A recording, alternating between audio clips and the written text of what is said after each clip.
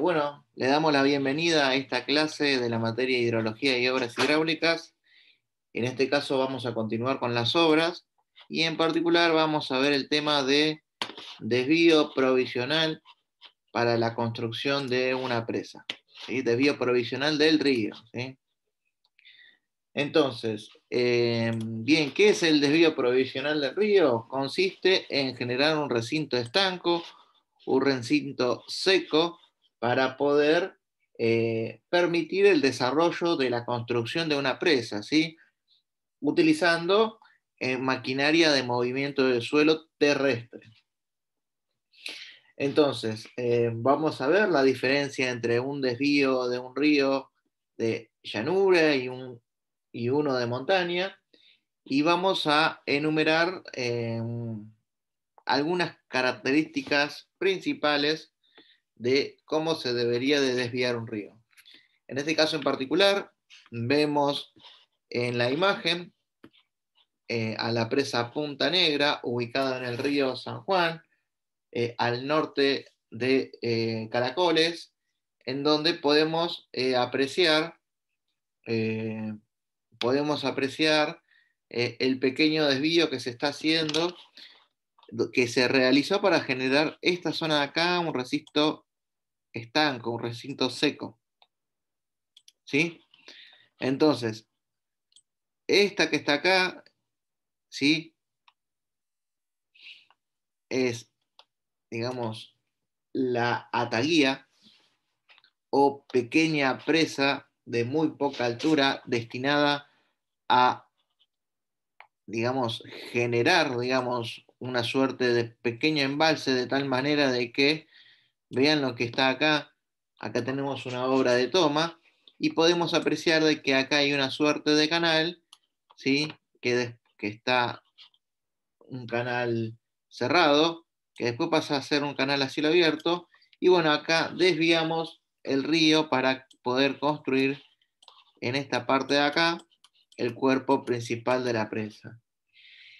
En la clase anterior les había mostrado en las fotos de la construcción de la presa de Punta Negra algunas imágenes de la ataguía. Bueno, vean acá que esta ataguía está en el periodo de crecidas, por lo tanto se genera, eh, digamos, todo este embalse que era mucho mayor.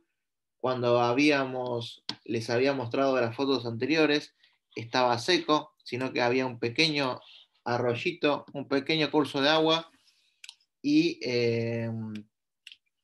bueno, esto es necesario para lograr, eh, digamos, el recinto seco. Pero hay que tener en cuenta lo siguiente, que cuando se diseña esta obra de desvío, hay una situación de compromiso en donde eh, hay que asumir, digamos, un determinado riesgo, un cierto riesgo, porque es muy probable que la zona de trabajo se pueda inundar.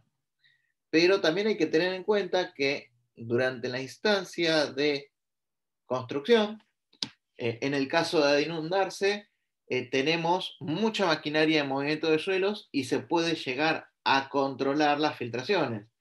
Y las pérdidas o las consecuencias pueden solamente ser algún problema en la obra, algún problema en el plan de trabajo de la obra, o sea que el impacto no va más allá de la obra.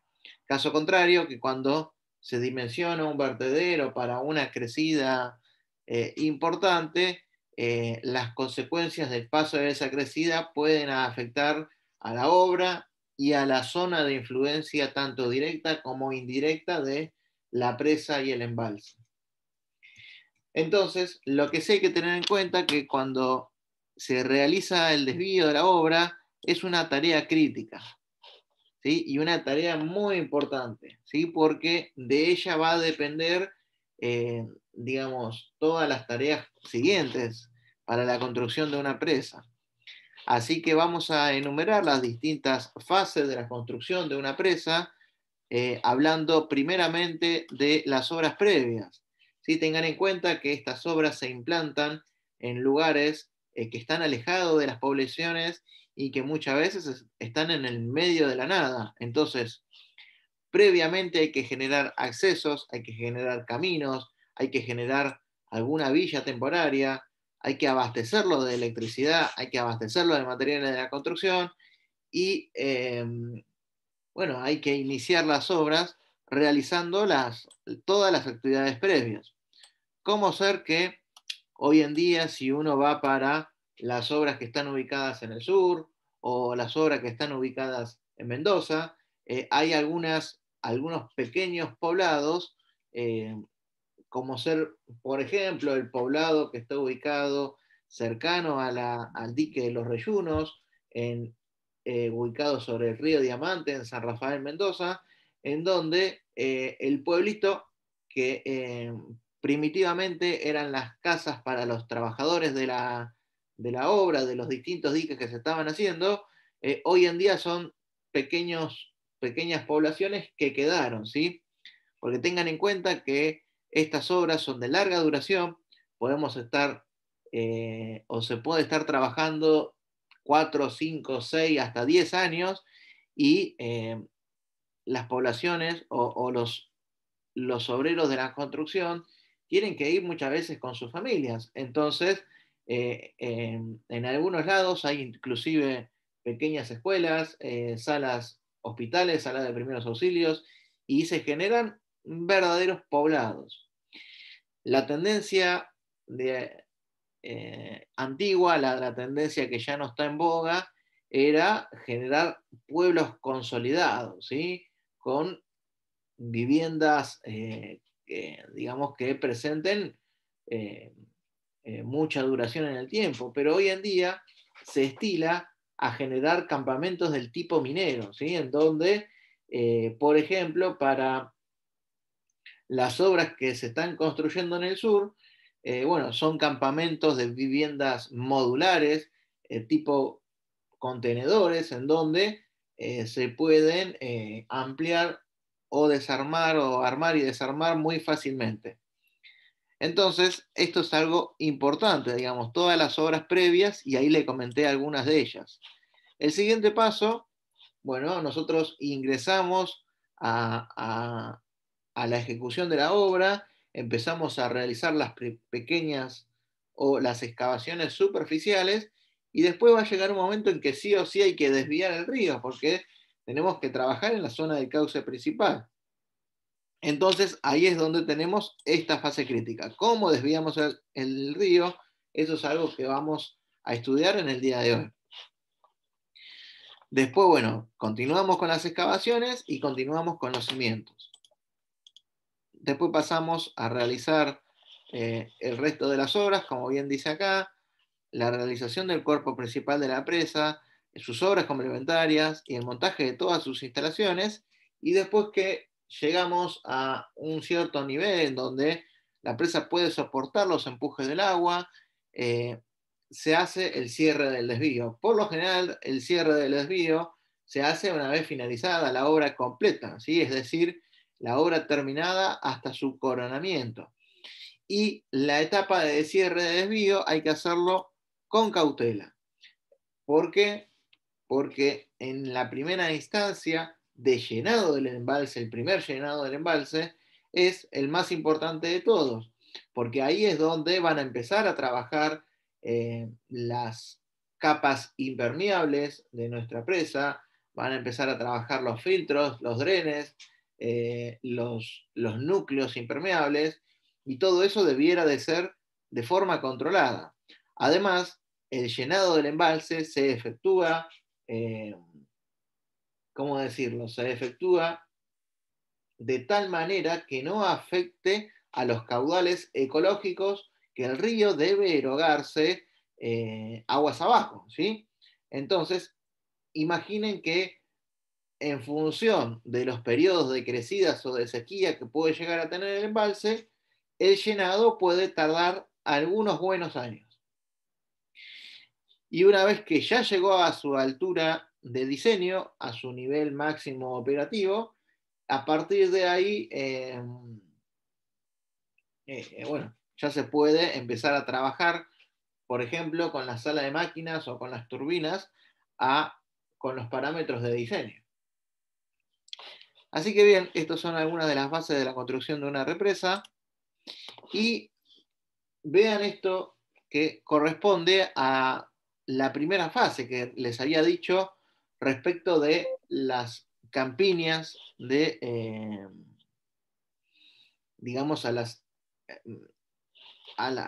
los lugares para tener las poblaciones, tener ¿cómo decirlo? Tener los campamentos de la obra.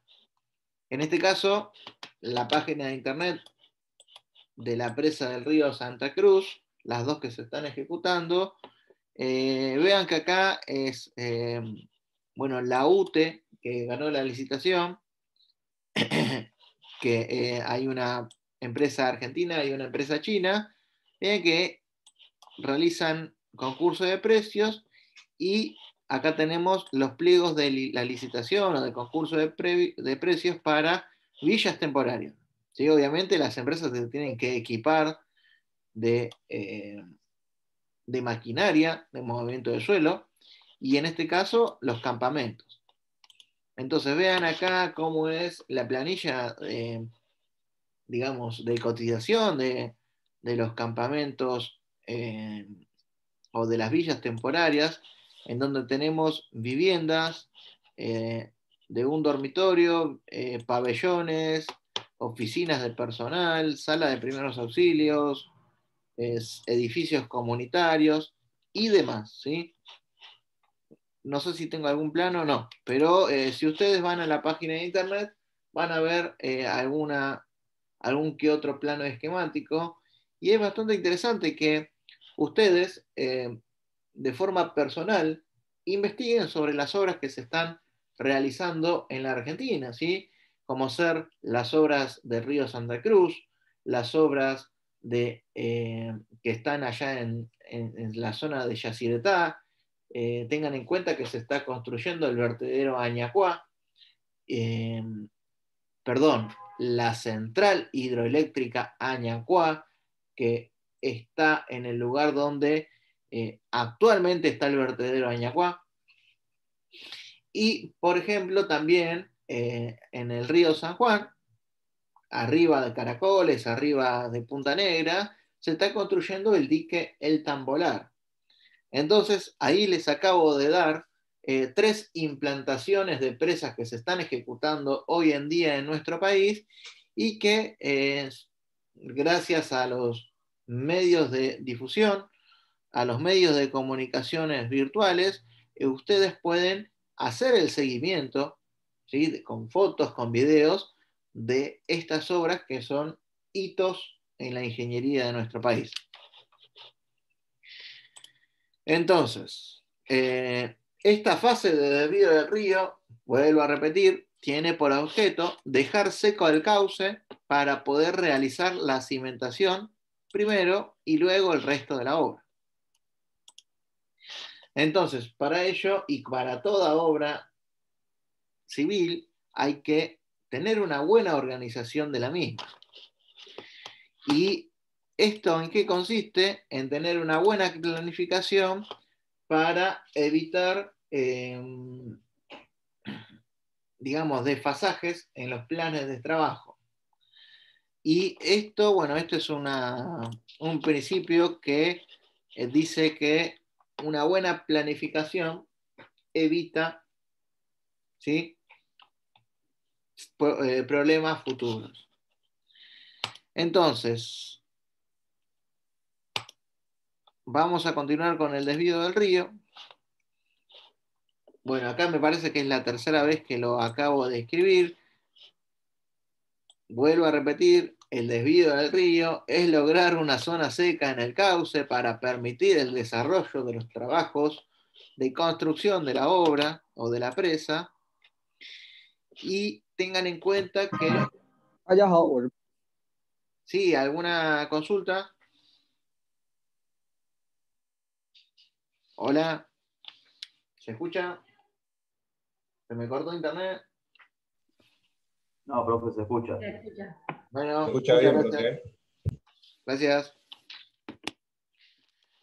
Bueno, les decía que estas zonas secas no va a poder estar para caudales más elevados porque si no nuestra obra de desvíos es muy costosa. Y acá es cuando entra el riesgo que va a asumir el contratista, la empresa constructora que está haciendo la presa, en donde define, bueno, nosotros como empresa vamos a construir una ataguía que tenga una determinada altura que va a soportar una crecida o los caudales de enrido que estén asociados a una cierta recurrencia y que si es superada esa recurrencia, bueno, nosotros asumiremos los riesgos de la construcción. Entonces, ahí es donde el contratista tiene que, bueno, las tareas más importantes, planificarlas de tal manera de evitar en las crecidas, porque, como bien habíamos visto anteriormente, en los estudios hidráulicos e hidrológicos de un río, uno puede determinar a priori cuál es el régimen hidráulico de un río y con ello determinar cuáles son los meses o las estaciones en donde tenemos periodos secos y periodos caudalosos. Entonces, como bien acá decía, se puede admitir la inundación, pero siempre que la misma sea de forma controlada. Es decir, que, por ejemplo, si nosotros estamos construyendo algún descargador de fondo, algún canal, digamos, o algún túnel de desvío, algún túnel que va a hacer alguna obra de toma futura, obviamente no, tenemos que protegerlo de tal manera que su cimentación no se vea comprometida ante una eventual inundación producto de una crecida que supere la ataguía. Entonces, vamos a continuar con las generalidades. Entonces, a ver, acá la elección del programa de desvío tiene un gran impacto en el costo y en la programación, como bien habíamos dicho. Y acá vean que afecta a la planificación, bueno, muy reiterativo es este PowerPoint, y condiciona el tipo de presa y bueno, acá riesgo para el contratista. El tema es el siguiente, como bien habíamos visto anteriormente, si nosotros tenemos una presa de materiales sueltos y el nivel de las aguas supera su cota de coronamiento, bueno, la misma puede colapsar, ¿sí? O puede romperse. Entonces, no es lo mismo si estamos construyendo una presa de materiales sueltos, en donde estos suelos o estos suelos que van a generar los distintos mantos de la presa, si se llegan a inundar, bueno, pueden llegar a generar alguna cierta problemática. Caso contrario, en una presa de hormigón, si superamos el nivel de coronamiento o superamos algún nivel de trabajo, no le va a ocurrir mayores problemas, pero también hay que tenerlo en cuenta. Entonces, a partir de ahora lo que vamos a hacer es ver o analizar distintos desvíos. En este caso, me voy a anticipar seguramente a algunas diapositivas que vamos a ver. Nosotros tenemos dos tipos de desvíos distintos. Y uno es en una fase o el desvío total del río, que es para ríos de montaña, y el desvío de dos fases o desvío parcial, que es como en el caso de esta foto que estamos viendo acá, en donde en los ríos de llanura, ríos que son sumamente caudalosos, en este caso vemos el desvío de la presa Salto Grande ubicado en el río Uruguay. Tengan en cuenta que el río Uruguay tiene un caudal módulo de 7.000, 10.000 metros cúbicos por segundo y presenta anchos que pueden llegar a tener 500, 600 metros, ¿sí? Entonces vean que en este caso es inviable desviar caudales tan grandes, sino que simplemente partir al río, generar un desvío de una parte construir la presa y los órganos de evacuación, y una vez que esté terminada esta parte, generar el cierre del otro lado. ¿Sí? Ahora vamos a ver bien en el grafiquito. Vean que en este caso, ¿sí? Esta foto aérea data de la década del 70. Vean que acá tenemos la circulación del agua, ¿sí? Muchas veces todo esto debe de ser modelado, modelado en un laboratorio de hidráulica, como por ejemplo los laboratorios del INA, del Instituto Nacional del Agua, para poder determinar, bueno, cómo es la forma de ese desvío de tal manera que no afecte la hidrodinámica del río. Entonces, ¿cuáles son las distintas condicionantes? Bueno, caudal máximo de derivar durante la etapa de operación del desvío del río. Hay que determinar el comportamiento hidrológico, el esquema de las obras y cómo va a ser, y la conformación del cauce para poder determinar, bueno, nosotros vamos a tomar alguna parte, porque vean lo siguiente, vean qué interesante que es esta imagen, porque tengan en cuenta que en una sección normal del río, ¿sí? Capaz que este es así, ¿sí? Este es el H y presenta una determinada altura, pero en otra sección estrangulada del río, necesariamente tenemos que aumentar H, ¿sí? Y aumentar H sabiendo que el nivel de fondo de fijo es hacia arriba, ¿sí? De tal manera de que se cumpla la ecuación de continuidad de los fluidos, en donde, bueno, el caudal que atraviesa por esta sección, como no tenemos, sea el mismo que atraviesa por esta otra sección, debido a que no tenemos pérdida de la materia por algún lado en este lugar, ¿sí? Entonces vean que, ¿qué es lo que sucede acá? Aumentan las velocidades, aumentan los tirantes, se generan fenómenos hidrodinámicos que hace que deba de estar protegida, ¿sí? Protegida todo el borde de este desvío de tal manera de no producir erosiones o cavaciones o algún fenómeno de inestabilidad.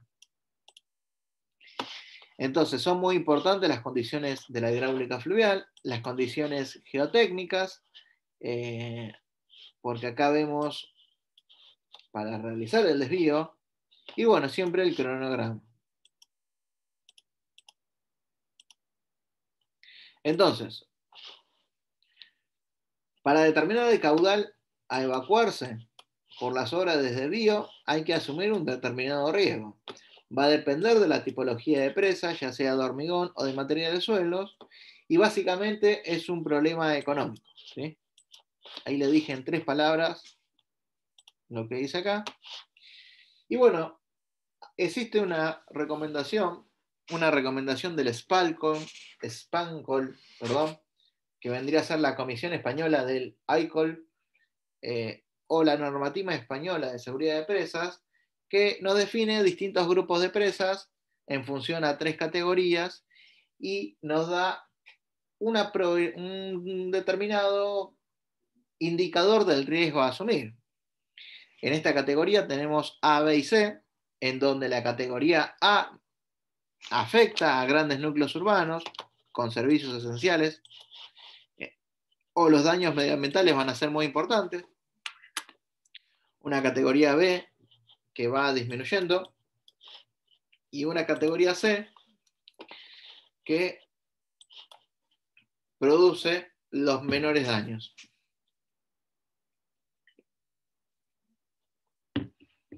Entonces, de acuerdo a la tipología de presa, ya sea de hormigón o de materiales sueltos, para cada categoría define un determinado porcentaje de riesgo a asumirse, siendo del 20-25, perdón, acá, después déjenme chequearlo, porque acá tengo 20, 25, seguramente sea 15, 20, 25, eso después lo voy a chequear, y acá tenemos 5 y 10. A ver si está el grafiquito. No.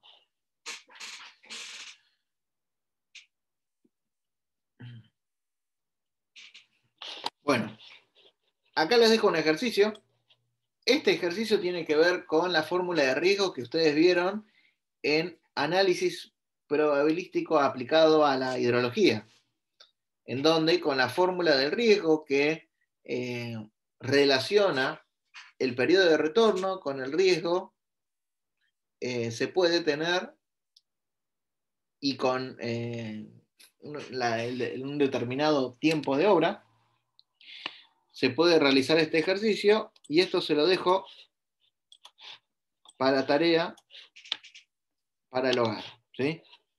¿Qué dice este ejercicio? Una taía temporaria se va a construir para proteger las tareas de construcción de una presa.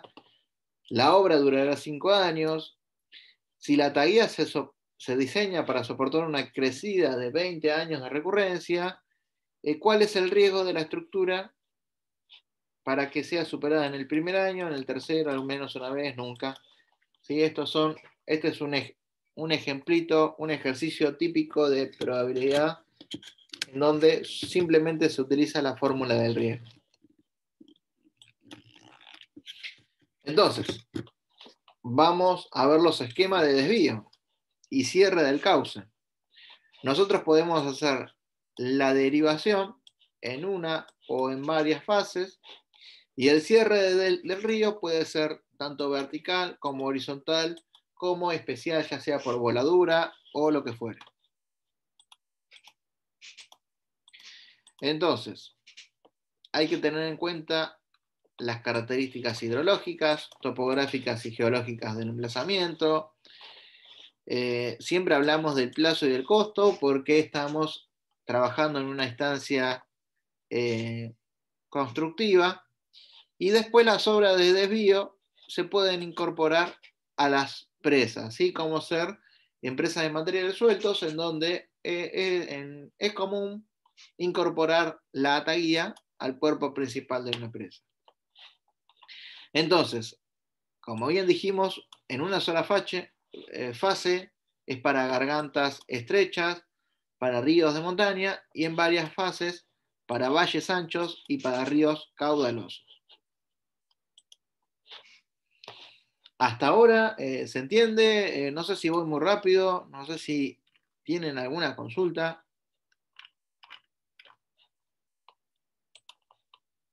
¿Se entiende? Vamos bien. Todo bien, profe. Todo Bueno, bien. gracias.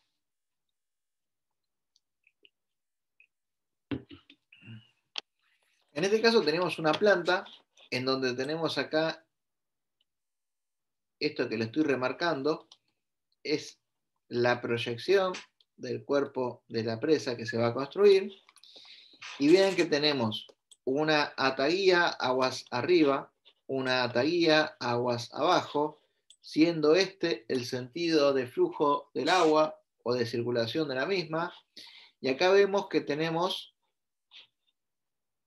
esto que está acá, que es el túnel o galería o canal de desvío. Acá tenemos la toma o la embocadura, ¿sí? O la toma de derivación para ingresar al túnel de desvío. Entonces, este es el esquema más simple de derivación en una sola fase. Entonces, ¿qué es lo que tenemos que realizar? ¿Sí? Acá tenemos el orden cronológico de las tareas, la construcción de la ataguía provisional, que la ataguía provisional, ¿sí? Puede ser una presa de baja altura, en donde la pantalla impermeable puede ser una tablestaca. Tengan en cuenta que cuando se ejecuta la ataguía por lo general se ejecuta en agua, sin poder estudiar o analizar bien las fundaciones, en donde es difícil de quitar los suelos aluvionales. Entonces la ataguía como que no tiene la misma calidad de construcción que el cuerpo de la presa. Y va a tener fugas, va a tener filtraciones, y bueno, Eso hay que analizarlo. Después de la construcción de la ataguía, tenemos las obras de derivación, que pueden ser galerías o túneles ubicados en la montaña, o pueden ser conductos o canales de hormigón fabricados in situ. Después realizamos el cierre. Y esto me parece que esto está mal. Construcción de la ataguía nuevamente no. Sino construcción de las obras definitivas. Bien. En este otro caso, tenemos el desvío de un río en una sola fase por un canal, ¿sí? Y vean que el canal de desvío, ¿sí? El canal de desvío atraviesa el cuerpo principal de la presa. Por lo general, esto no es recomendado, sino que siempre conviene que en la instancia de construcción tengamos el túnel de desvío alejado de nuestra obra, pero muchas veces cuando las gargantas son estrechas, esto no puede pasar. Entonces necesariamente tenemos que atravesar la zona de trabajo con el túnel de desvío, considerando todo lo que habíamos dicho anteriormente, que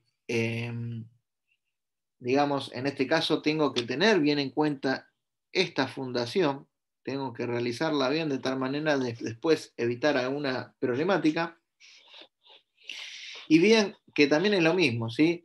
Lo que se hace es el sentido del escurrimiento de las aguas, se construye el canal, ¿sí? Sobre una margen, alejado del el cauce principal del río, se lo construye en seco y después se hace la ataguía inferior y superior, o aguas abajo y aguas arriba, y bueno, después de alguna forma se rompe el tapón que está acá y se conduce el agua por el canal o el túnel. Una consulta que me pueden hacer ustedes, que es bastante común cuando estamos en la clase presencial, es, pero si nosotros construimos una ataguía superior para poder desviar el río, ¿por qué necesariamente hay que construir una ataguía inferior también? Y la otra pregunta que me pueden hacer es, ¿la ataguía inferior y la ataguía superior presenta las mismas características? Bien, en realidad lo que tienen que tener en cuenta es que la ataguía más importante es la que está ubicada aguas arriba, la ataguía superior. Y la ataguía inferior es simplemente para cuestiones vinculadas a algún paso, alguna elevación de los niveles del agua, aguas abajo, que puede ser por un remanso hidráulico, por ejemplo, y que no debiera de afectar, ¿sí? Algún retroceso o algún remanso que aumente la altura del agua. Por lo tanto, debiera de ejecutarse para estar del lado de la seguridad y tener en cuenta que esta zona que está acá debiera de estar totalmente seca para poder, más en una presa de materiales sueltos, donde nosotros logramos la compactación óptima o máxima, controlando la compactación propiamente dicha, pero también el grado de humedad o la cantidad de agua que está en el interior de los poros de los suelos.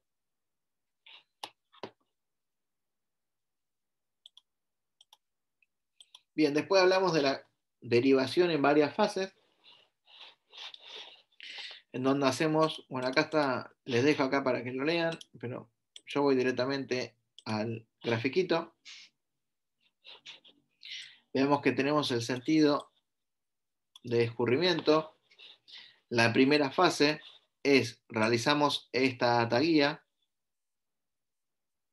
invadiendo una parte del cauce del río, construimos la presa con sus órganos de evacuación, es decir, que necesariamente tenemos que construir los vertederos, Y los vertederos tienen que ser de agua fluyente, ¿sí? Vertederos de no tanta altura.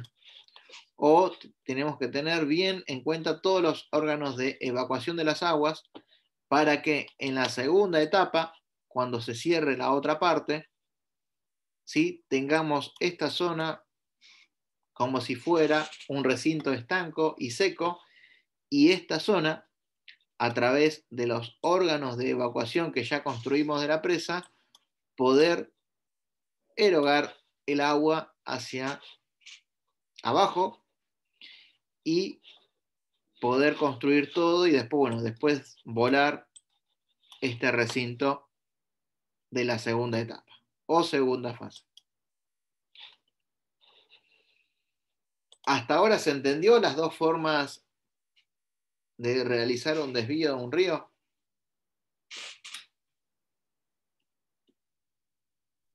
Profe, ¿podría repetir esto de las dos fases?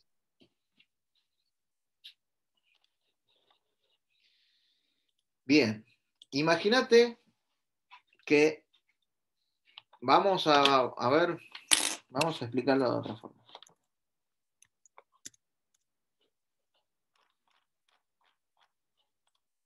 Bien, obviamente en el dibujito anteriormente visto es más simétrico, más regular, más derechito todo, pero acá, fíjate que en Salto Grande se hizo esta ataguía que envuelve la zona seca. Vean que esto es, más allá de que acá puede apreciarse en esta foto en blanco y negro, algunas zonas donde seguramente haya agua, pero vean que mayoritariamente está todo seco. Entonces, en la primera etapa, o la primera fase, se realiza esta ataguía provisional, que en este caso se denomina cofferdam, que ahora vamos a ver alguna foto, y se realiza la presa con su vertedero, ¿sí? Sus órganos de evacuación de las aguas. Cuando toda esta obra está terminada y cuando los vertederos puedan funcionar, se empieza a construir del otro lado la ataguía y se cierra de tal manera de que el agua del río sea erogada por el vertedero de lo que ya construí. ¿Sí? Sea erogada por esta obra que ya construí en la segunda fase. Entonces, por eso puedo construir esta, obviamente, acá. Profe, Sí. pero la ataía, ¿cómo se hace? En este caso, se utiliza un cofferdam de tales tacas. Es bastante interesante porque esta ataguía necesariamente la tengo que hacer en río. Voy a ir más adelante para que se entienda. Esto que está acá es un cofferdam de tablestacas, ¿sí? Y son celdas de tablestacas planas que están rellenas de grava. Muchas veces en la parte superior tiene inyección de hormigón. Y ahí tenemos una imagen de esto que están acá. Son cilindros, ¿sí? Que forman el cofferdam de tablestacas. Y estos cilindros se van hincando en el terreno, se hincan en el terreno y después se los rellena de arena dragada, de arena refulada. Acá vemos otro ejemplo de un cofferdam de tal estaca. En este caso, esta foto que está acá es la ataguía, ¿sí? De el dique seco del puerto General Belgrano, el puerto militar que está ubicado en Punta Alta, allá cerca del puerto de Bahía Blanca. Y vean que simplemente son celdas de tablestacas rellenas con arena y que generan el recinto impermeable. Acá abajo vemos la construcción de los distintos cilindros de tal estacas. Y acá vemos una imagen que está mucho mejor, ¿sí?, de cómo es el coferdam de tal estacas de la presa Salto Grande. ¿Se entendió esta foto? ¿Un poco mejor? Sí, pero el tema es qué altura tienen que tener las tablas acá. Por ejemplo, o sea, cómo lo saben? No, eso hay que hacer estudios. A ver, vos considera lo siguiente. Ustedes tienen, esto va a ser el nivel del agua, ¿sí? Este es el nivel de fondo. ¿Se entiende?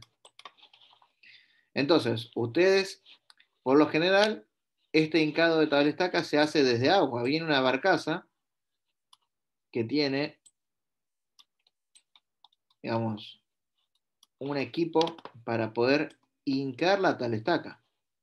Y la tabla estaca se hinca adentro del lecho del río hasta que cumpla una determinada ficha. Entonces lo que se hace es, se hinca y se genera todo el cilindro, ¿sí? Todo el cilindro de tal estacas, y después se empieza a rellenar con arena. Obviamente se va rellenando con arena, el agua va saliendo hasta que queda a tope rellena con arena. Y obviamente hay que calcular de que no haya sifonamiento, hay que determinar la ficha de la tal estaca, hay que hacer varios cálculos que simplemente les estoy explicando el método, pero después si ustedes están interesados en el tema, tengo una bibliografía que es de ArcelorMittal, que es de tal estacas, y hay varios ejemplos de cálculo de celdas de tal estacas que ahora voy a tomar nota mientras hacemos el recreo y se los voy a buscar, y así lo ven.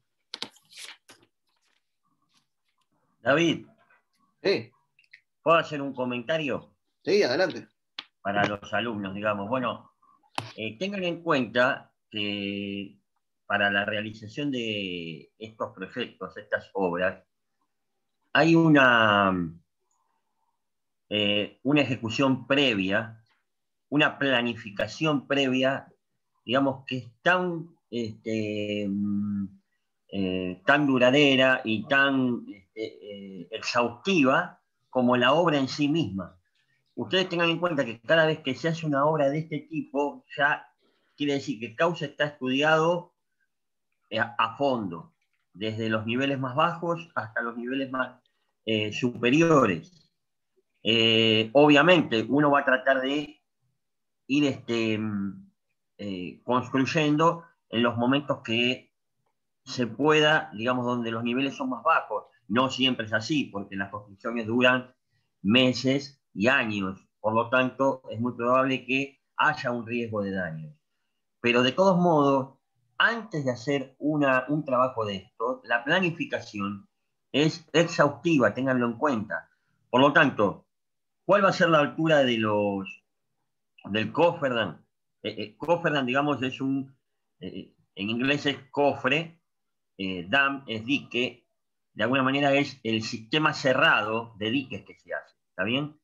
Eso es la definición de lo que David les está diciendo de coferdam. ¿Cuál va a ser la altura? La altura obviamente va a ser aquella que me permita controlar el agua y los niveles más altos.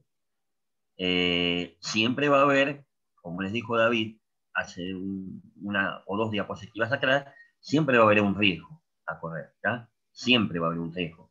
Pero esto está controlado, la altura ya está controlada en la planificación de la construcción. ¿Eh? Eso es lo que le quería comentar.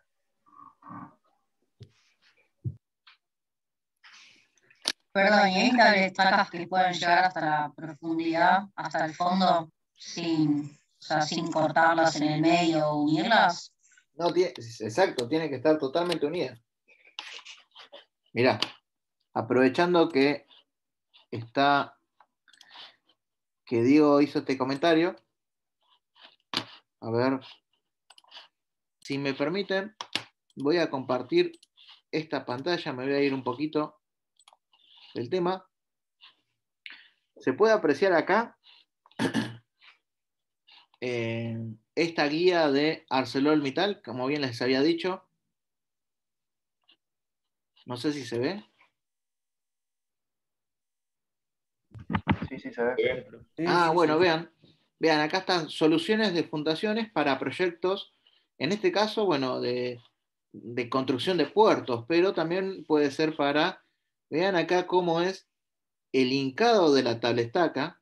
¿Sí? Vean lo siguiente, acá hay guías que permiten el hincado de grandes tablestacas hacia abajo. Si vean que acá adentro inclusive está la maquinaria que va a realizar el hincado, y vean que acá se está haciendo la construcción, ¿sí? O sea que se está ampliando terreno hacia el mar, y después se lo rellena con arena refulada. Entonces, vamos a ver algunos ejemplos. Bueno, ArcelorMittal está en todo el mundo. Acá vemos un ejemplito de una imagen, ¿sí? De un coffer de tal estaca, por lo general para hacer obras portuarias, ¿sí? Acá vemos algunas secciones típicas, ¿sí? De cómo esto eh, ingresa, penetra en los suelos de fundación, y vemos que para que las mismas sean totalmente estancas, ¿sí? Entre cada una de estos recintos de tal estacas hay pequeños recintos de cierre, que son estos chiquititos que vemos acá, y que forman la estanqueidad del grupo. ¿Sí? Acá podemos ver algún que otro proceso constructivo. Por lo general, este libro es para proyectos de puertos, pero digamos, para una obra de desvío de un río caudaloso, como ser el río Uruguay, para la construcción de Salto Grande se utilizó la misma metodología constructiva. Entonces vean que hay guías, ¿sí? Y acá vean que el steep pale, que es la tablestaca en inglés, baja hasta un cierto nivel, bajan y bajan todas, ¿sí? Mediante guías, y después se rellena. Se rellena con arenas hasta llegar a su nivel superior. En este caso, la rehabilitación de un muelle existente se hizo mediante esta metodología. Bueno, ahí vemos distintas obras en donde con tablestacados, vean que acá este tablestacado, este es un ejemplo de una tablestaca que se colocó para poder aumentar la profundidad de esta zona portuaria, ¿sí? De este canal de acceso que está al lado de un muelle. Entonces vean que son distintas soluciones.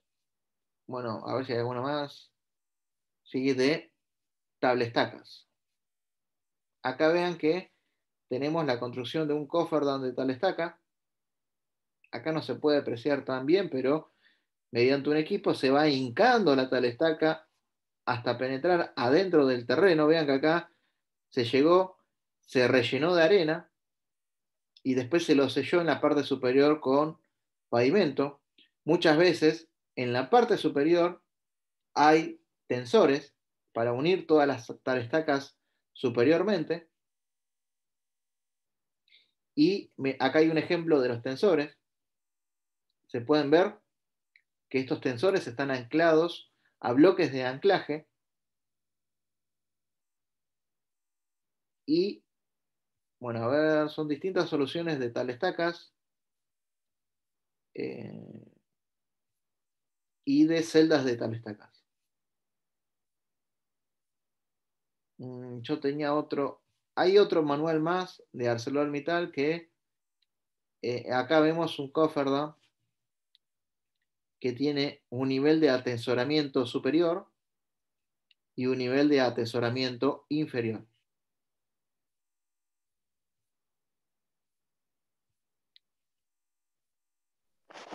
Profe, ¿hasta qué altura es aconsejable aplicar este método? No, hasta la altura de la pieza, ¿sí? Acá tengan en cuenta que la tablestaca va a tener una determinada altura. Y esa determinada altura va a depender de las condiciones de fabricación, va a depender de las condiciones de manipuleo y de traslado de los materiales hasta la obra, y va a depender de los medios que tengas de izaje. La gran limitante va a ser el traslado a la obra, en donde vos tenés que trasladar mediante camiones, y bueno, no podés ir tan abajo, pero tengan en cuenta que ArcelorMittal, que la empresa que compró Siderar, que hoy en día Aceros Ternium, digamos, que pertenece a este grupo, puede construir en la colada de acero, puede construir cualquier longitud, después se corta. Pero bueno, estos son distintos ejemplos, podemos llegar a tener, vean que esta tal estaca tiene 15 metros de largo. Y bueno, vemos que las tablestacas no solo pueden tener distintas conformaciones, ¿sí? Acá está la conformación Z, la conformación W y demás.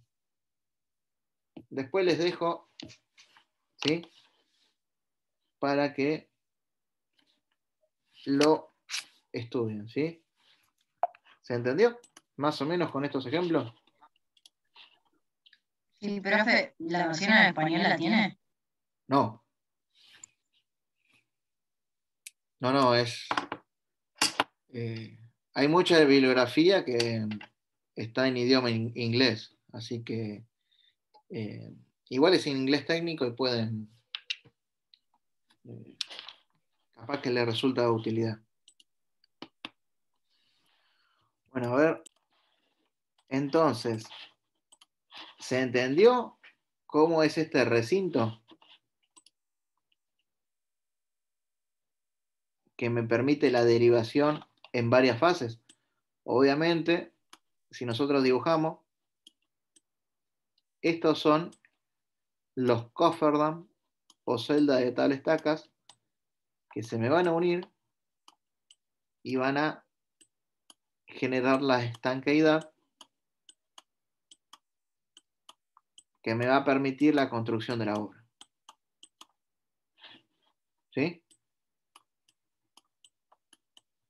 Bueno, y así sucesivamente.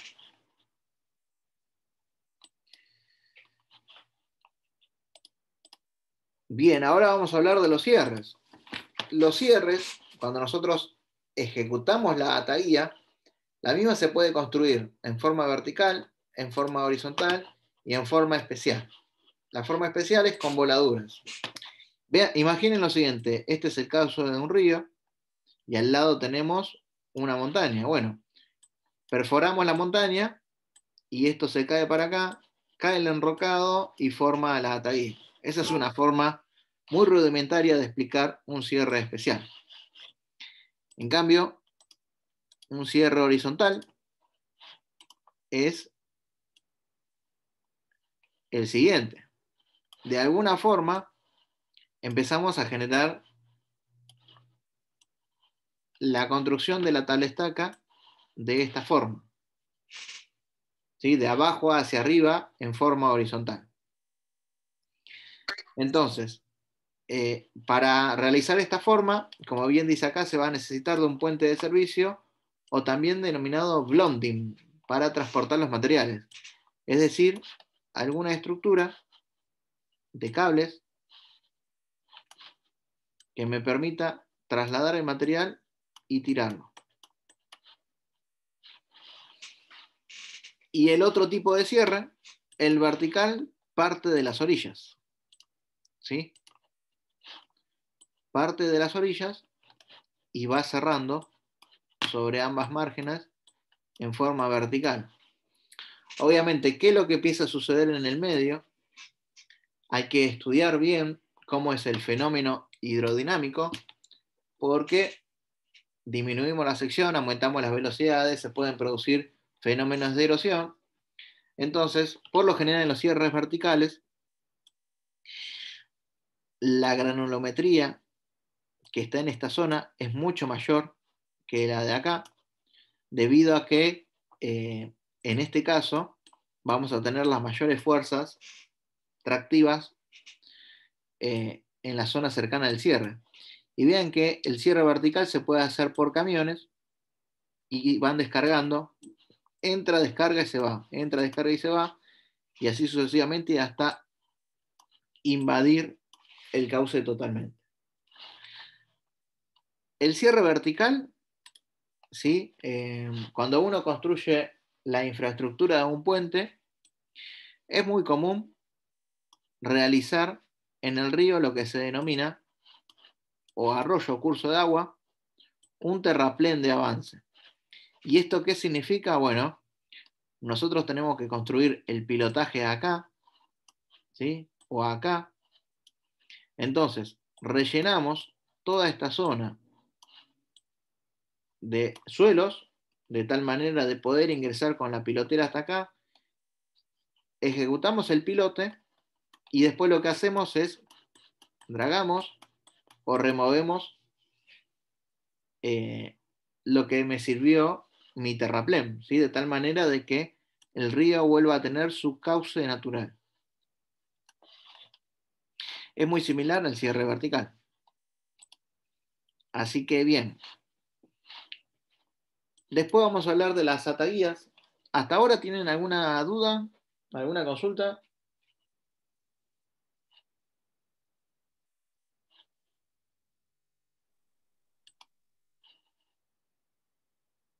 No, profe. No, profe. Bueno, gracias. Vamos a tomar 10 minutos de recreo y después continuamos. Tengan en cuenta que, como vimos hasta al principio de la clase, las ataguías son presas de poca vida útil, ¿sí? Y muchas veces la construcción es precaria, por lo que se puede admitir fugas de agua o filtraciones que no sean mayores, y los materiales empleados son de menores calidades a la de la presa. Las ataguías pueden ser de hormigón, de materiales sueltos, y se puede permitir o no el sobrepaso por el coronamiento de la ataguía.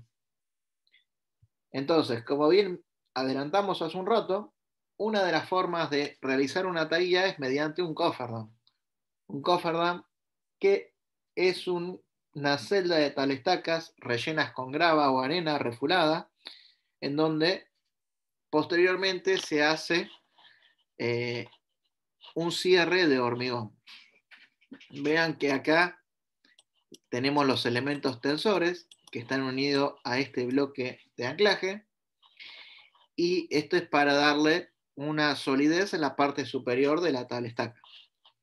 También se lo suele denominar ataguía de células, ataguías celulares de talestacas, y acá vemos algunas formas.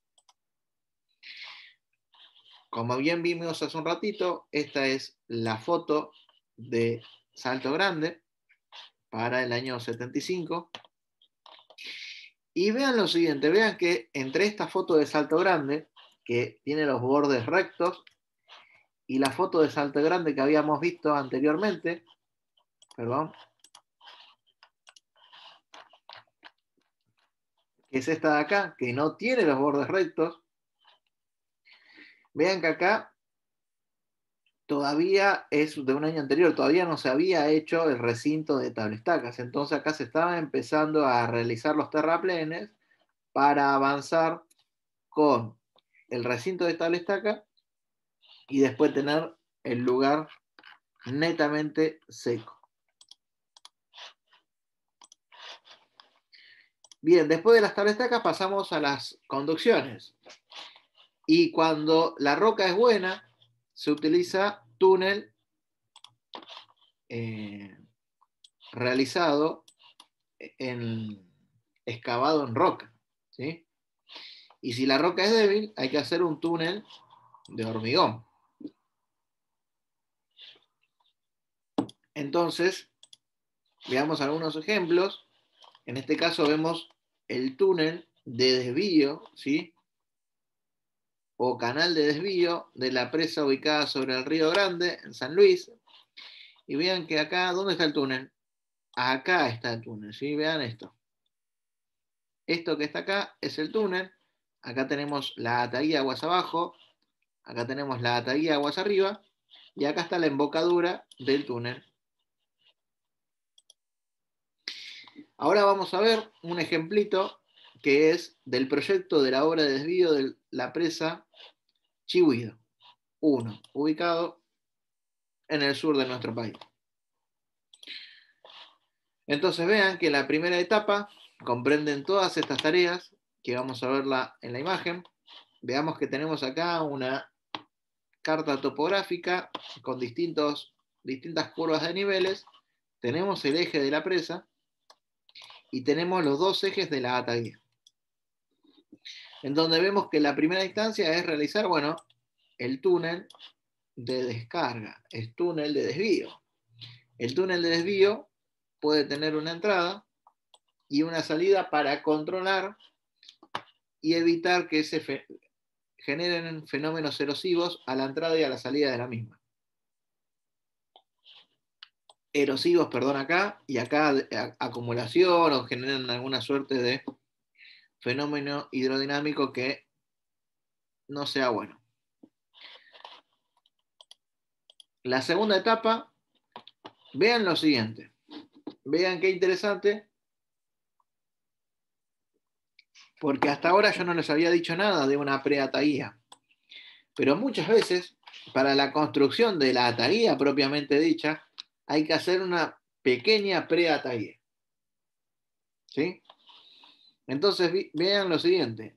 Con la preataguía y con el túnel de desvío funcionando, se realizan las pantallas impermeables de la ataguía superior e inferior. La tercera etapa es construir propiamente las ataguías a unos niveles superiores al de la preataguía y con ello generar el recinto estanco. Si vean que en este caso está la presa, ¿sí? Vean que acá la ataguía aguas abajo forma parte del cuerpo de la presa. Vean que acá tenemos en otro lugar los vertederos. Acá tenemos las obras de toma a la central, etc. ¿Sí? Todas las obras complementarias de esa presa en sí misma. Por último, hay que realizar el tapón de la ataguía del túnel de desvío. Y ahí vemos cómo se cierra. ¿Sí? Hay que cerrar el túnel de desvío para que se empiece a llenar el embalse. Bien, ahora pasamos a otra etapa que es el de excavaciones y cimientos.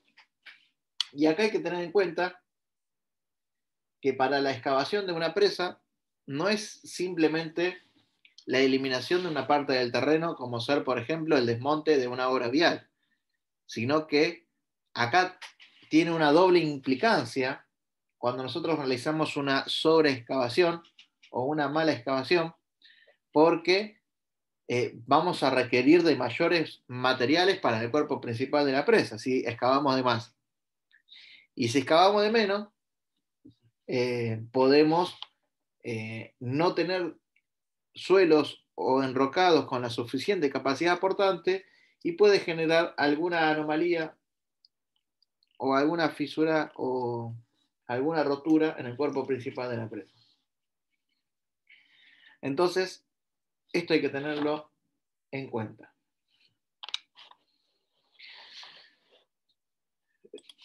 Acá vemos algunos criterios generales de excavación. Hay que tener en cuenta que la roca, ¿sí?, puede tener una zona, la zona que está cercana a la superficie, puede estar fuertemente meteorizada y todo este estrato totalmente meteorizado o fracturado hay que sacarlo, ¿sí? Hay que sacarlo para que llegara a la roca compacta. ¿Sí? Entonces, hay que tener en cuenta de que nosotros, toda extracción de esta roca para efectuar la fundación, se tiene que hacer de manera controlada. Y por lo general se hace con voladura. ¿Sí? Bueno, acá les hablo de la excavación, que va a depender del desvío del río. Y hay que tener en cuenta el tratamiento del terreno previo al relleno del cuerpo de la presa. De excavación hay un apunte que se los dejo para que lo lean, en donde explica las distintas tipologías de excavación, como ser, por ejemplo, alguna que otra técnica de voladura, en el caso de realizar estabilización de taludes, damos ahí algunos ejemplos, y después, bueno, algunas cuestiones vinculadas con la terminación de la superficie de la roca,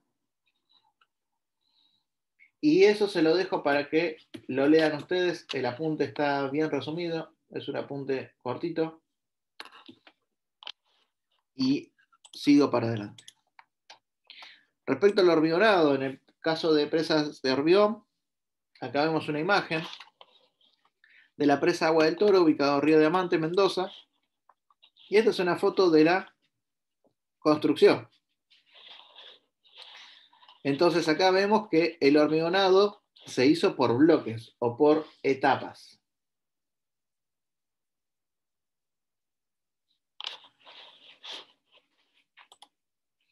Ahí vemos otro ejemplo, y acá no se puede apreciar, pero acá hay cables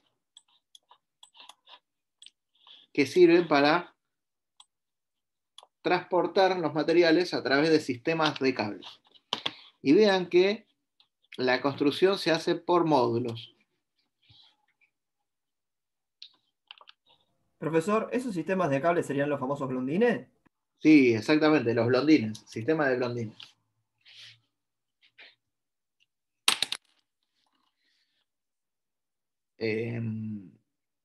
Que es el sistema de transporte por cables. Es bastante curioso porque ustedes, yo cuando la primera vez que escuché la palabra blondín, me preguntó, ¿y eso qué? ¿A qué se refieren con eso? Y bueno, empecé a investigar un poco, y blondín era un señor, ¿sí?, que hacía equilibrio sobre la cuerda, ¿sí?, con la barra, y llegó a hacer, no sé, a cruzar las cataratas del Niágara a través de un cable, era un equilibrista. Entonces por eso, gracias a este tipo, bueno, o en conmemoración de esta persona, un equilibrista, se denominaba el sistema de cable o de transporte de materiales, el sistema de blondines. Es bastante curioso. No sé si aporta algo a la materia, pero bueno, se lo dejo como una anécdota. ¿Cuál es la otra forma de transportar materiales? Tenemos una por cables, y la otra, ¿cuál se imaginan ustedes?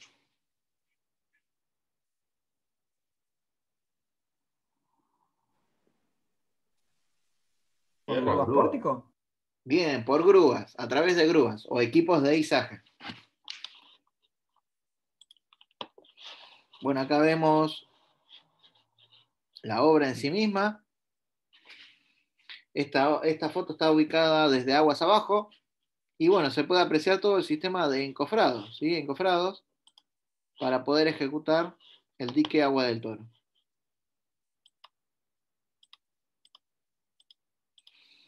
Bueno, para la tecnología del hormigón, es de aplicación todo lo que ustedes ya saben de la materia tecnología del hormigón, y hay que tener en cuenta que el hormigón, durante su proceso de hidratación, se produce una reacción química que hace que el mismo se endurezca y libera mucho calor durante la hidratación. Es un proceso del tipo exotérmico, Y esta liberación del calor tiene que realizarse de forma controlada. ¿Y cómo controlamos el calor de hidratación? Bueno, hormigonando por bloques, refrigerando la tongada o el pastón y colocando hielos en vez de agua de amasado. ¿Sí? En lugar de agua colocamos hielos. Acá vemos una torre grúa. Esta torre grúa está fija en su base. Esta es móvil en su base. Y también es otro sistema de transporte de los materiales en el interior de la obra. Esto es un poco lo que le decía respecto al calor de hidratación. Y también el hormigón sufre retracciones durante el fraguado, que hay que controlarlas. Bueno, esto es un poco de tecnología del hormigón, se lo dejo para que lo lean. Vean en este caso cómo es el hormigonado. Y esto que está acá, ¿qué se imaginan que es? Hay encofrado, hay armadura. ¿Una galería? Bien, una galería de inspección. Vean acá cómo es la tongada, puede tener de 1,50 m a 2 metros de altura, ¿sí? Cada uno de estos espacios para hormigonarse, 15 metros de anchura y el ancho total de la presa, o no. Y vean que son hormigonados de grandes volúmenes, ¿sí? Vean que acá tenemos la tolva, que es manejada por la torre grúa que está ubicada acá al costado. Y vean que son todos encofrados del tipo trepante. Acá vemos un ejemplo de cada una de las tongadas para llegar a una altura de 2 metros. Esto ahora lo vamos a ver más en detalle, que es la construcción del dique de Casasola, una empresa española que es una presentación muy didáctica que se las voy a compartir al finalizar la clase. Yo se las mandé por mail. Vean que acá la temperatura del hormigón debiera de ser controlada y monitoreada durante todo el proceso de fraguado. Y bueno, básicamente, entre tongadas, lo que se hace es preparar la cancha para que exista una adherencia y evitar juntas frías constructivas horizontales que sean lugares por donde se filtre el agua. Entonces, ¿cómo se prepara entre cancha y cancha, entre tongada y tongada? Se chorrea con aire o agua a presión. Después del fraguado, se coloca un mortero de retome y después se tira el hormigón. Obviamente estoy hablando acá, ¿sí? Toda esta superficie, previo al otro hormigonado, hay que prepararla. ¿Y cómo se prepara? De esta forma que les acabo de decir, ¿sí? Con el tratamiento previo, con un mortero de retome y con la descarga del hormigón. Profesor, ¿le puedo hacer una consulta práctica? Sí, Cuando hablamos de chorreo de agua y aire a presión, ¿es como si fuera un hidrolavado de la superficie? exactamente, sí, tiene que estar hidrolavada. Inclusive es agua, aire y a veces se hace un arenado, ¿sí? Se chorrea o se tira arena a presión y eso limpia la superficie. Por lo general arenado no se hace, pero bueno, es otra técnica para poder tener una zona, una interfase, digamos, entre el hormigón endurecido y el hormigón fresco que sea buena, ¿sí?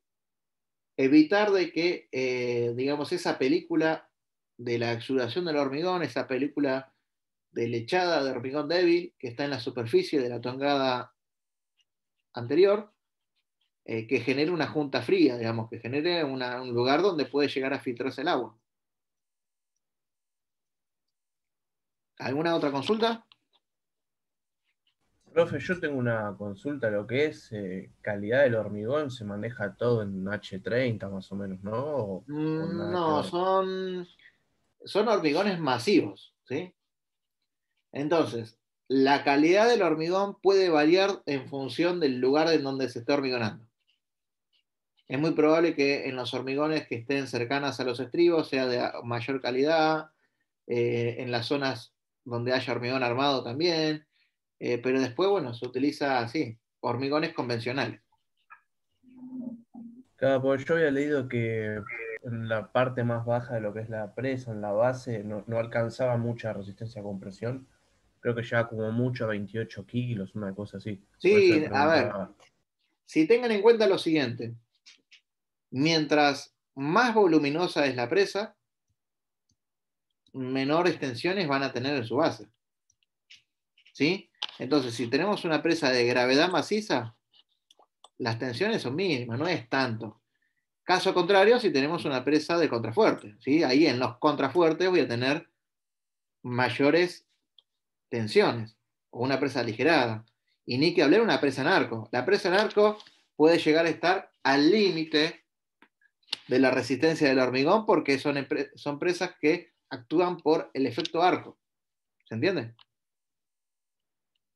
Ah, bien, bien, varía de acuerdo a la tipología entonces. También varía de acuerdo a la tipología, exactamente. Bueno, esto de las juntas, acá, vean que acá algo que les había dicho, picado, cepillado, chorro de arena, chorro de agua, son algunos procedimientos para evitar tener juntas frías.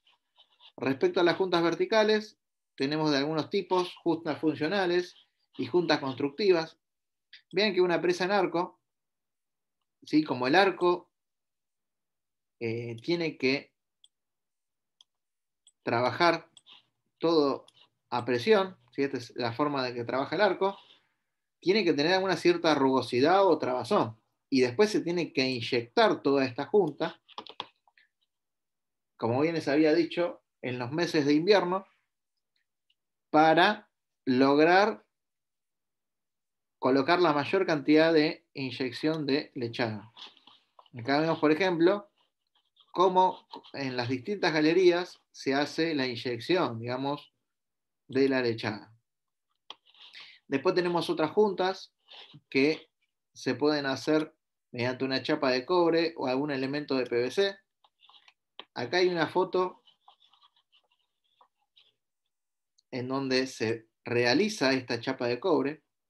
¿Recuerdan cuando vimos presas de materiales sueltos, las del tipo CFRD, donde se colocaba el plinto y la unión entre el plinto y la losa de hormigón? Bueno, es esta misma junta que es de cobre. Vean qué contento está este señor acá porque salió en la foto.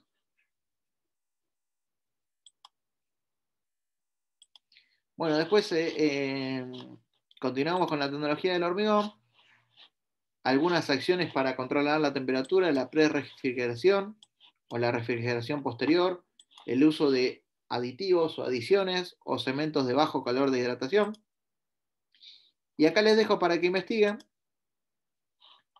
algo que no sé si esta página estará caducada, pero existe un manual que es de procedimientos para la determinación de costo de la construcción de aprovechamientos hidroeléctricos. Presenta un nombre bastante interesante, bastante largo, como que llama la atención de los que lo leen. Y este manual, que se hizo en el 2007, se puede descargar, tiene varios tomos, pero tiene en cuenta, digamos, algunas metodologías para determinar los costos de construcción de aprovechamientos hidroeléctricos, y eso es algo que un poco complementa la clase de hoy con lo que acabamos de ver, en donde hay alguna noción de rendimiento de equipos o algo que, digamos, capaz que les sirva a ustedes para adquirir mayores conocimientos de lo que acabamos de leer. Se lo dejo para que lo lean. Acá vemos algunos ejemplitos de que, por ejemplo, habla de obra de desvío, de canales y demás.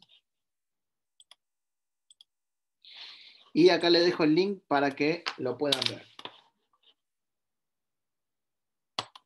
Es interesante el manual, ¿eh? Si tienen la oportunidad después de descargarlo y verlo, les va a resultar de utilidad. es una presentación de una obra española, ¿sí? La presa de Casasola, ubicada en Málaga, realizada por esta empresa FCC, que se dedica a la construcción de presas en España. Y realizó esta presentación que quizás les resulte de utilidad para la clase de hoy. Bueno, vean que es una presa de tipo arco-gravedad, está ubicada en esta implantación, y este es el lago del embalse que va generando, ¿sí?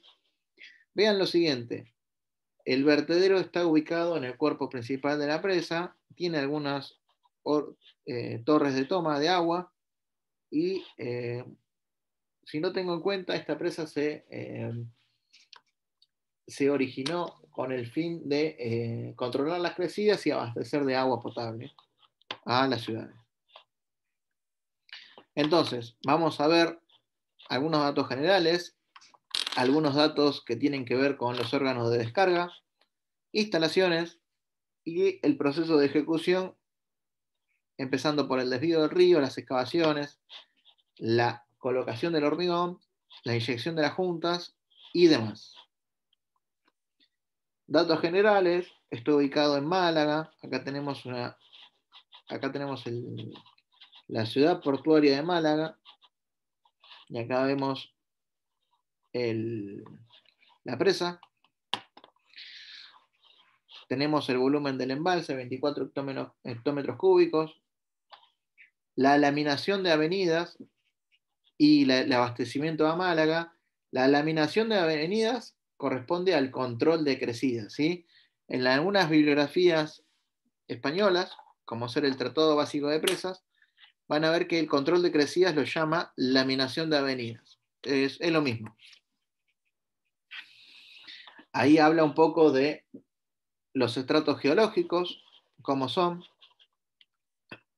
y ahí tenemos el tipo de obra. Arco gravedad, con una cierta inclinación aguas abajo, un talud vertical aguas arriba. Ahí vemos la forma de la presa. Acá me faltaría la altura. Ahora después la vamos a ver la altura cuál es. Bueno, va a ser la diferencia entre 90 y 160, ¿sí? O sea, más o menos es una presa de 70 metros de altura, aprox.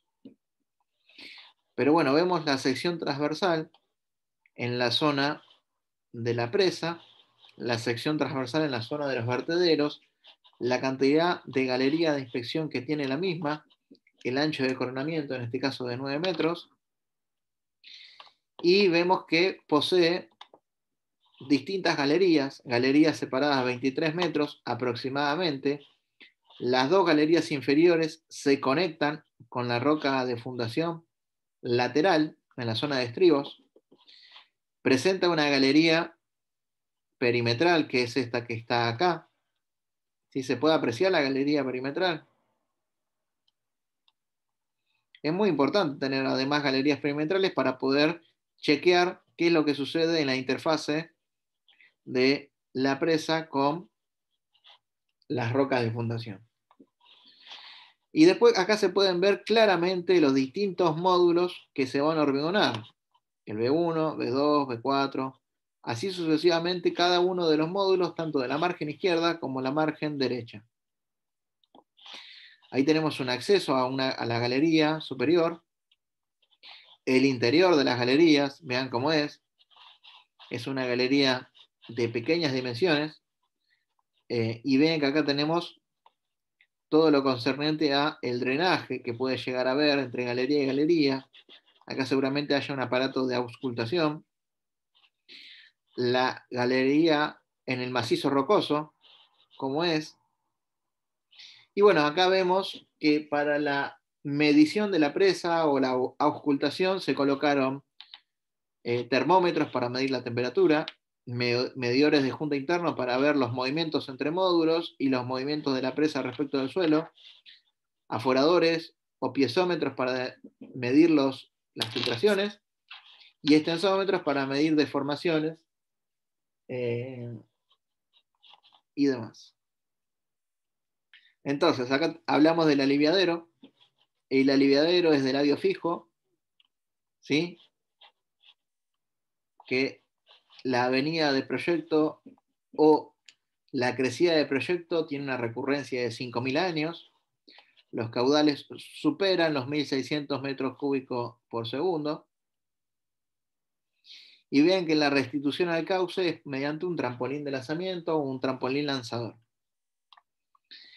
Acá vemos una imagen del modelo físico a escala reducida que se hizo para verificar,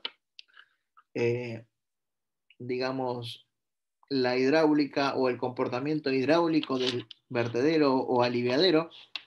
Vean que acá en esta zona tenemos la fosa de erosión o la fosa donde se va a erosionar, y ahí tenemos que tener terrenos, digamos, que tengan buena capacidad y mucha resistencia a la abrasión. Los desagües de fondo, bueno, son mediante estas válvulas. Ahí vemos algún detalle. Los caudales máximos de los desagües de fondo. Obviamente tiene rejas para evitar que el acceso de materiales grandes en el interior. Y bueno, acá tenemos la torre de toma de agua, ¿sí? Donde tenemos distintos niveles para aprovechar en función a los niveles del embalse, distintos niveles de toma de agua. Bueno, estos son detalles de las tomas. Y ahora vamos a la fabricación o la construcción, mejor dicho, de esta obra. Veamos la topografía del entorno a la cerrada. Acá tenemos el lugar donde se va a implantar la presa, y acá tenemos lugares donde se van a extraer de los yacimientos y canteras materiales para la construcción de la misma. Bueno, esta foto no se ve, pero acá está un poco el layout con el obrador, ¿sí? Donde tenemos las grúas con sus círculos de acción o de maniobra. Tenemos los acopios de los materiales para los hormigones, áridos, planta de hormigón, etc. Ahí vemos los áridos utilizados, y acá vemos los hilos para los cementos. Y bueno, acá empezamos a tener el acopio del agua. Vean lo siguiente, acopio de agua, y vean cómo es la construcción de la misma mediante la operación de estas torres grúa. Ahí vemos cómo tenemos acá la ataguía, y acá tenemos la zona excavada. Vean que está desbrozado acá la zona del estribo, ¿sí? Es una excavación superficial para quitar la roca meteorizada o totalmente fracturada. En la zona de cantera, como es el layout del obrador. Y vamos a ver el proceso constructivo, empezando por el desvío del río. Vean que en este caso tenemos una ataguía, el túnel o canal de desvío que va a atravesar el cuerpo principal de la presa. Ahí vemos cómo es el canal, cómo atraviesa la presa. Esta es la ataguía, ¿sí? En este caso se trató de poner una aireación para que funcione como un canal y no como una tubería. Sí, este es el espacio para tener la aireación. Y ahí vemos, bueno, caudal de diseño, 220 metros cúbicos por segundo, periodo de retorno 15 años, el riesgo asumido es del 13%, o la probabilidad de no ocurrencia es del 87%. Y ahí vemos, bueno, cómo es el órgano de control para acceder al túnel de desvío. Obviamente, por lo general, el órgano de control es una suerte de perfil de vertedero, ¿sí? De tal manera de que ingrese en forma controlada. Ahí vemos fotos de la construcción del canal de desvío, y vemos cómo atraviesa el cuerpo principal de la presa, ¿sí? Canal de desvío debajo de la presa. El proceso de excavación, vean cómo tenemos el desbroce superficial, alguna voladura con precorte y algún reperfilado o saneo con hormigón. de la superficie. Veamos que esto es muy habitual en zonas con donde la roca está muy estratificada o muy meteorizada, que se suele caer, y esto hay que removerlo. Y vean, no sé si pueden ver bien acá que hay como una suerte de mallas o alambrados que se suelen colocar para evitar que el derrumbamiento de las rocas más finas. Ahí vemos cómo se realizó la limpieza mediante retiro manual y retiro mediante medios mecánicos. Vemos hasta dónde va a ocupar la presa. Y bueno, acá tenemos la parte de colocación del hormigón.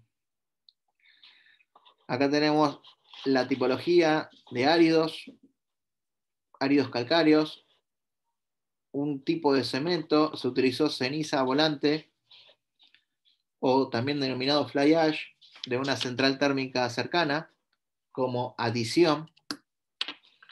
Y acá vemos las distintas tipologías de hormigón.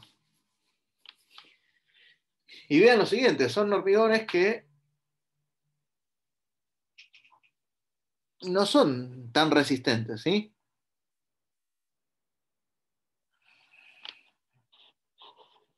Bueno, mortero de retome y alguna cantidad de finos. Entonces vean el precooling. El precooling es la incorporación de hielo, ¿sí? Es la incorporación de frío previo al amasado.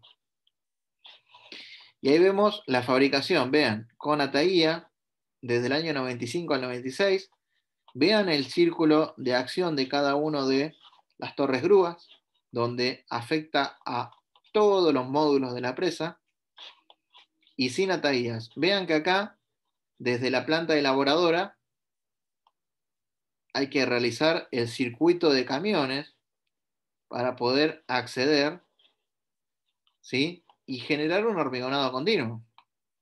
En cambio acá, cuando hay que empezar a sacar parte de la ataguía, vean lo siguiente, los camiones no tienen otra alternativa que girar, y tenemos que aumentar, digamos, los círculos de acción para que el camión pueda girar, ¿sí? Entonces, por eso se ensancha más el coronamiento de la ataguía. Ahí vemos la tolva, ¿sí? Y tenemos distintos procesos de hormigonado. Esta foto la habíamos visto anteriormente. Y ahí vemos cómo se va hormigonando, ¿sí? La cantidad de bloques por módulo, la anchura máxima, 15 metros, la altura máxima, 2 metros, el tiempo entre tongadas superpuestas, el volumen de hormigón de la obra, y ahí podemos ver cómo es la ejecución mediante encofrado trepante, ¿sí? Llegando hasta el coronamiento de la presa. Obviamente hay que dejarle juntas, acá hay juntas, y acá hay algunos elementos de anclajes para el hormigonado. Acá vemos el hormigonado en la zona de los estribos, y acá tenemos algunos detalles de los encofrados de las galerías. La torre de toma de agua, y bueno, algunos detalles de encofrados especiales para los vertederos. Vean qué interesante cómo se hizo. Después de hormigonado todo, vean acá está interesante cómo es entre tongada y tongada, chorreo con aire y agua, mortero de retome y demás. Acá se puede apreciar hasta 400 metros cúbicos directamente. Se hacen subtongadas de 50 centímetros. En más de 400 metros cúbicos se hacen subtongadas más grandes, pero que no ocupan todo el ancho total del módulo. Y bueno, ahí empezamos a ver algunos procesos de curado mediante riego, el control del hormigonado y algunas fotos del avance. Vean, 26 de marzo del 95, cómo se están haciendo el desbrozo y las excavaciones. y cómo va avanzando la presa, ¿sí? A medida que pasa el tiempo, ¿sí? 9 de abril del 96, en el año 97, ¿sí? ¿Cómo es? 17 de junio del 97, 98 y 21 de agosto del 98, cómo se avanzó el hormigonado, ¿sí? La inyección de juntas, luego del hormigonado total hasta el coronamiento de la presa, vean que se hizo la inyección y vean que la apertura máxima de juntas se realizó en los meses de invierno en España, es el hemisferio norte,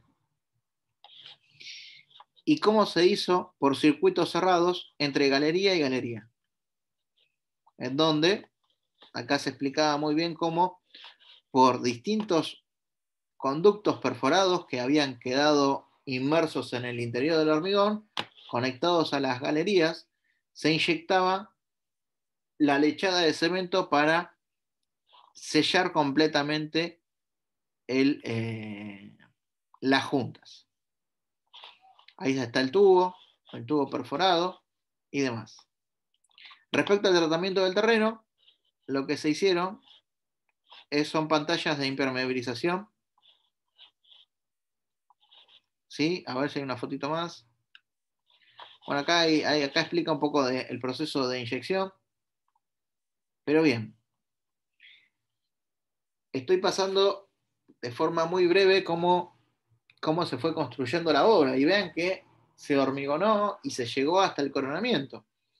Pero lo interesante de esta obra es que durante la construcción tuvieron crecidas que superaron el nivel de la ataguía provisional y generaron alguna cierta problemática, ¿sí? Vean que, como habíamos visto, estas eran los parámetros de diseño de la ataguía. Y vean lo siguiente. En enero de 96, primera ataguía, ¿sí? Ruina total de toda la obra, ¿sí? Hubo que reconstruirla. En el mismo año, vemos que volvió a suceder lo mismo. El nivel de las aguas volvió a superar los parámetros o el coronamiento de la ataguía y se volvió a inundar. Segunda avenida. Vean que acá directamente, vean qué insignificante que es la obra de toma para todos los caudales que están acá. Vean que se llenó totalmente, ¿sí? Y empezó a inundarse el recinto estanco, ¿sí? Esto puede generar alguna cierta problemática. Pero bueno, después en el enero del 97 hubo una tercera crecida que volvió a generar problemas, rompió inclusive hasta la ataguía, totalmente la ataguía, y superó este nivel. Vean qué importante la cantidad de materiales que puede conllevar y esto puede afectar notablemente las instalaciones. Fotos de la tercera ataguía y vean que en este caso se colmató totalmente de sedimentos el túnel de desvío. En el 98, cercana a su finalización, hubo otra crecida más. Y también, vean que hasta parte del túnel, parte de la obra se la llevó puesta. Y bueno, a pesar de todo eso, la obra se terminó. Pero bueno, con esto un poco les quiero demostrar de que por más que asumamos riesgos, muchas veces las crecidas pueden ser muy superiores a nuestras consideraciones y eso es algo que tenemos que tenerlo en cuenta. Así que bien, no sé si tienen alguna consulta.